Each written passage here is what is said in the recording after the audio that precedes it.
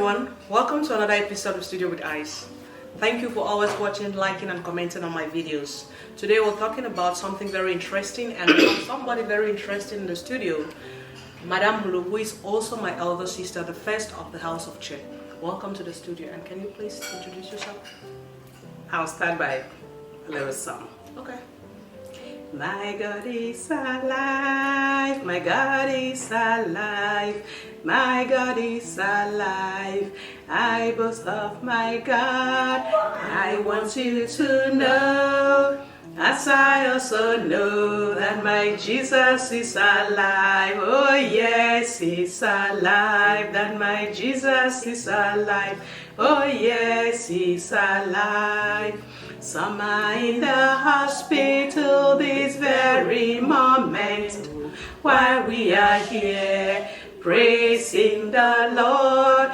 While we are here praising Jehovah, Lord. Oh our God, may you be praised. Oh our God, may you be praised. Give me a J, give me an E, give me an S, give me a U, give another S. That spells Jesus, Jesus who died for you and me. Thank you very much for that. Thank you, Studio with Ice. My name is Geraldine Muluche. I'm a registered nurse. I work with Johns Hopkins Medicine, and I am her elder sister. I'm the first family of 7, and I am so excited to be here today. And I'm excited to talk about the topic, which will be our experience with COVID-19. And I hope you pick 1 or 2 things from this conversation. Thank you. Okay, thank you and welcome to the studio once more. So today we're talking about the coronavirus. For the past 3 weeks, my family, we've suffered from this virus, like about 7 people living in the same household were infected with coronavirus, and today we're here to share our experience and just let you know how we overcame this virus. And I'll ask her some few questions, and based on her career also she's in a better place to explain some things clearly. So I'll just ask you some few questions and you just respond to the viewers. So do you know how we got this virus? Actually, no, I really cannot place my finger on how we got the virus. I'm a healthcare professional. My husband is a healthcare professional. You are an essential worker, so 3 of us were all out and about, going to work and coming back. So we are really not sure how we got it. It could have been in a store. It could have been anywhere. So the virus is here, bottom line. Oh, it was here. So we really don't know. Yeah, that's right. We really don't know who brought it in either. So. Yeah, and as she said, all of us are essential workers and we're leaving the house at least 4 times a week. 4 times a week, yeah. And so basically you say like everybody in the house was infected with coronavirus. Yes, I'm saying that my reason is how did we know we got it in the first place? Yeah. So my husband got exposed at work. When he got exposed at work, he was asymptomatic. I mean, meaning he didn't have any symptoms. And but he requested to get tested at his job. And thank God they offered the test to him. And unfortunately, he tested positive.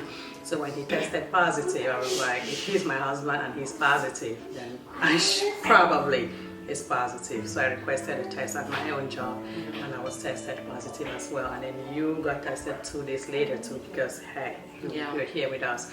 For the kids, they really were not tested, and the reason was because based on what their pediatrician told me, they were not showing any symptoms. Not just the pediatrician, I didn't call the Department of Health, but they said based what they're doing, if they don't have any symptoms, then they really don't need to get tested. And based on the fact that they've been around us all this while, I mean, it's like 99%.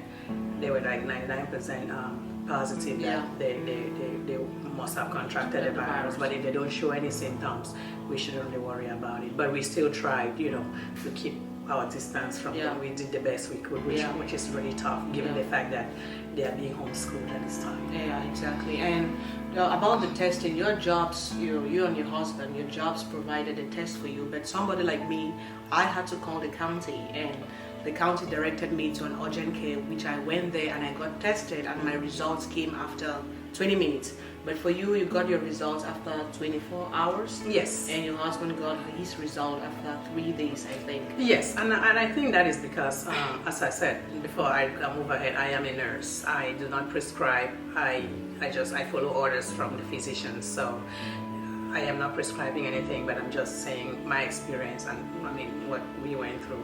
So I think what is going on is the different manufacturers for the test, they make it differently because, as you say, your test was 20 minutes. Yeah. It took 20 minutes for you to get your result. That was like a rapid test. Yeah. Mine, that was given at Johns Hopkins, was 24 hours. His was given at Lifebridge, where he works, and it was 3 days. Yeah. So they had different durations.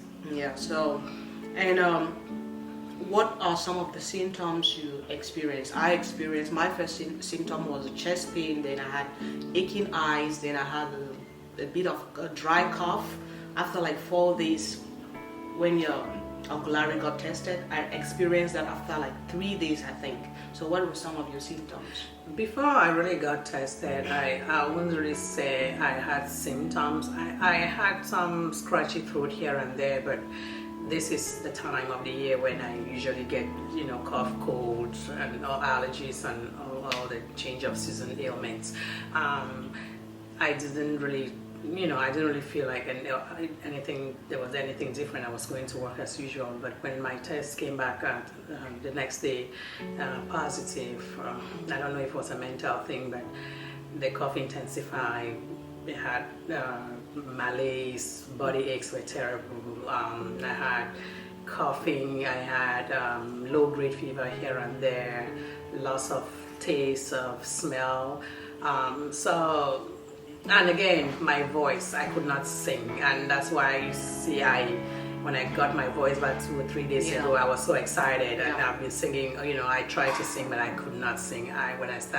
When I tried to sing, I would go short of breath, or I would start coughing really bad. So those were really the symptoms. And how long did that last? Like, how long did the symptoms last for you? My symptoms, they're still like gradually, the fever is gone. I'm 3 days fever-free, which is good news. My cough is gradually leaving me as well. Sense of taste, still here and there. I'm still struggling with that as well. Body aches, gone. Yeah. So my voice is back. Okay. So. Great. And we've been, before this whole thing, when this pandemic break out, we were taking some concoctions. Can you just give more light on that so that people know? But I want to make sure to say we are not giving any prescriptions here. We're just sharing our experience in case you want to try them, because different things work for different people. So absolutely. So prior to this pandemic coming to the United States and spreading wildly, we had been taking lemon. So what we do is we take ginger, we blend it really nicely and smoothly. Sometimes we add garlic, and then we put it in a big pot of water to boil. We cut lemon like into 4 pieces. We throw it in there with the skin, everything. It boils for about 10 minutes. We cool it down and we put it in the refrigerator. I take mine every day with honey. I take it warm or hot with honey for the kids. I make it warm and a little milder. Sometimes I add water in their own, and then I give them with honey too. Sometimes my husband will take his without honey. And then another thing we were doing prior, we were using the vaporizing wrap, and the reason we're doing this was because this is something that we did as kids when we were home. Our parents did this to us when we had like cough and cold, but we're not using this. We're using what we used to call it small of the sick, or we call it small of the sick. We don't have that here. I've not seen it here, so we had to use an alternative, the Vicks, or either this is Equid, but it can be Vicks, the wrap that we use when we have a cold to rub our chest. So what we did is we'll take this like a half teaspoon and put it in the boiling water, and then we inhale the steam, and we cover our heads, And after that, like we are really feel you're clear, you're really clear. So we did that, and then when when time went on and we got tested positive, of course we had ideas from other people. We started adding lemongrass. Yeah. We started adding like lime peelings, pineapple peelings, because we needed that vitamin C in our system. And nobody has straight answers for COVID-19. Everybody's just like trying what they can do to help themselves, because it's new per se, and doctors are not giving us answers, scientists are not giving us answers. So I mean, you have to help yourself. So but what I know is that vitamin C is good for your immune health, and when you have a good immune system, it fights diseases off. So that's the approach we took. So what we were doing is not treating it, there's no treatment, but we're trying to just strengthen our immune health, so that we could be able to fight COVID-19 off. And the steam, it cleared our sinuses, the concoctions, I call it concoctions, it strengthened our immune health. There's the lemon and the honey and the ginger, it helps with the cough. It helps with cough. We do that for cough anyway. And then we also used the vitamin C, over-the-counter vitamin C supplements. We also use zinc supplements. We took Juice Plus. These are just like blended fruit and vegetable powders that we got from my sister-in-law, who is here from Europe. She was visiting from Europe and she got stuck here. So she does this as business. So we're lucky she was here. So she ordered some. They have different blends. We have the fruit blend, we have the vegetable blend, we have the berry blend, and all of these things have a good amount of vitamin C. Vitamin C, vitamin E, vitamin D, and it has folate and even vitamin A. So all what we were doing was just trying to strengthen our immune system, so it could be able to fight this monster virus that nobody has an answer to. I remember when the news came that Uncle Larry was positive, she said she was not afraid of anything because she's been taking this for over a year, and she felt like her immune system is strong enough to fight the virus. Oh yes, she actually made that statement that I'm not scared of your coronavirus thing, because I know my immune system. And she is one person that has really not shown any symptoms, and I know there's no way that she's not infected, because we are in the house. The little baby, our nephew, was born just a week or two before we got tested positive. He's 4 weeks old now, and he hasn't shown any symptoms as well. It's fine. So I remember amongst all of us, about 7 or 8 of us, 3 of us are confirmed positive, but those other people are 99%, 199% sure that they are positive as well.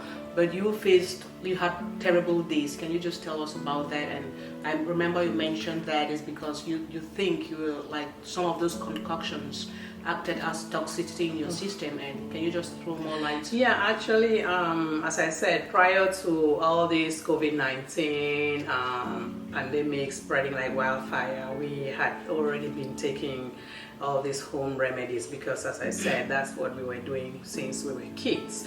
So I remember our mom used to drink lemon water on a daily basis when I was growing up. So but anyway,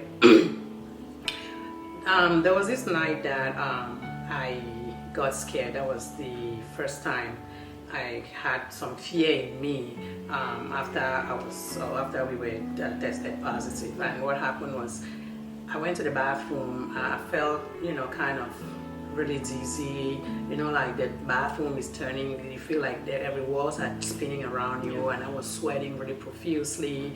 Sweat was like actually dripping from my body, my hair, everywhere. I felt like I wanted to throw up. I felt like I wanted to have a bowel movement. It was very scary. I was like, this is the time, I need to go to the hospital. I felt like I could not breathe. I sat there for a little bit, and I said, God, you need to help me. I do not really want to go to the hospital. Please. Then I had an episode of, I threw up, I had a bowel movement, I felt better, my body came back. I felt like you had some food poisoning. Like the feeling I had was a feeling that I've had in the past when I had food poisoning. And I thought about it when I went back to bed that night. I was like, you know what, I think I've overtaken these things. I think it's time to slow down and flush my Yeah. system. Not that I wasn't drinking water, but I just felt like I needed to drink more. So the next morning I said, okay, I am done with these things for now. I put the concoctions aside. I was still doing my inhaling, Yeah. but drinking, no. I just put my water, warm water in the flask in the morning, and that's what I drank all day. I didn't drink cold water. I drank warm water all day. The first day I drank water, by evening I felt a lot better. Yeah. But the day two, I would even exercise. Yeah. I had really flushed my system. I was going to the bathroom and just peeing it out, and it really felt better. Yeah, and one thing that we've done since this started is we've been exercising every day, and that I hear it helps prevent this blood clotting and all that. So Yeah, I mean, generally it's good to exercise, but the one thing I would let the audience know from my experience is COVID-19 will want to subdue you to lay down. yeah, Because of the fatigue, because of the joint pain. You just want to lay down. That's when you're most comfortable. yeah, So, but please do not lay down. I was watching a video because we're home, so we're doing a lot of research, Yeah. From both in America and in other countries. And there was this doctor from London who was talking about some breathing exercises that we need to do. We do some breathing exercise 5 times, and then we lay on our bellies and we do it again. So that helped. We did that a lot, and because he said we don't lay down. yeah, And as I said, I was watching the news again, and they were talking about blood clots killing a lot of, especially people of color, African Americans. It's killing a lot of them because of blood clots. They've done some autopsies, yeah. and they realized that people had blood clots. I don't know, maybe it's because you're sitting you're laying down. It makes you to lay down all day.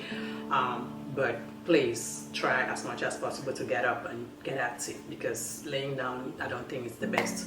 I even watched a patient in the hospital on the news one day, and he was saying even back there in the hospital they were making him walk. Yeah. It was painful, but he had to. Yeah. So yeah. Yeah, in times like this, when people are going through this kind of pandemic, and most often, like, everybody's in fear, and you had to do the hard call. Like, we were thinking, if we call our parents, they'll be really, really scared, and you made that call, and she really expressed some level of fear, but with our optimism, we were able to calm her down. And so, can you just tell the audience how we supported each other and how our support systems helped us to go through this in a very they made it really easy for us. So Yeah, support system is everything. Yeah. Support system is everything. Be it your family, be it your friends, be it at your work, wherever you get your support system from, because people get their support from different places. But I think everybody needs support system, and fear it's just the one thing that is killing us. Like, it is very scary when you watch TV and you see that as of today 66,000 people Yeah. are dead. We are not here because we did anything special, or they did not die because That's right. they did something wrong. Yeah. So we are here because we are blessed. Yeah. And fear, please. As I said, the one day I was scared was the day I had that episode. yeah, But to be honest, even when Larry was tested positive, he tried to really affect him psychologically, but I told him, I said, please, you cannot fear. Yeah. You are bigger than coronavirus. Yeah. Our God is bigger than coronavirus, and we are going to beat this. Yeah. We are going to beat. And then he came out, and the support system, the calls, he's in that room, he's on the phone pretty much all day. yeah, They're calling us, we're doing FaceTime with us, other siblings. And I remember when I called our parents, and because Larry was like, why are you even telling them? I said, why not? Yeah. They need to know. So when I called, I spoke to our mom first. She was terrified. Yeah. What? I don't blame them. Look Yeah, at the of numbers course. on the TV. Of course. That's what they watch. They watch CNN. Look at what they see, all these things. Yeah. And this number of people are dying in America, and she was so terrified. I said, give the phone to Dad. yeah, I gave him the phone. He's a calmer person, and I explained everything to him. I said, don't worry about it. We're gonna beat this. We are at home. We are not in the hospital, so that's already a plus. Yeah. And we're gonna beat this. We know what to do. We are praying. All what we need from you guys is for you to pray for us, but we will be fine. And that gave them some optimism. Yeah. That gave them some hope. And now since then they've been calling. They call every day to find out how we're doing. Our siblings call. Remember our sibling Sandrine, our sister in in England. She's very terrified, or she was very terrified. If she calls and I cough, it's a problem. Charlene will call, like, where am I? You know, for some reason, because I was the sickest of all three, everybody was like, where is she? Is she coughing today? Does she have a fever? Can you do TikTok with her? Can you ask her to wear lipstick? You know, but all those things, I mean, friends and family, people, you know, calling us, FaceTiming, it was just amazing. And I said, that is what kept us going. And again, the fact that we were a team, like we had it as a group, or we supported each other, we made fun out of it, we danced, you know, days that we had the strength, we, you know, sit outside, so we went out for walks. So I mean, it was I'm really grateful because not everybody has that. Yeah, exactly. So one of those things that many people are suffering, so many people are suffering right now because they can't even afford food, because most people don't even have jobs, right? Even the checks that were sent out, they're finished already. So, but we've been having like enough food since it started. How did you do it? Because I know you did a lot of preparation after we got information that this was already in the US and we had to take it serious. How did you do it? Yeah, I mean, I am so glad that I was, we were proactive, you know, as you say. Yes, I think my last 3 checks went out for food. Yeah, so I really tried as much as possible to buy enough food. I didn't know that we're going to get sick though, but I tried my best, and my fear was, what if we don't get food in the store?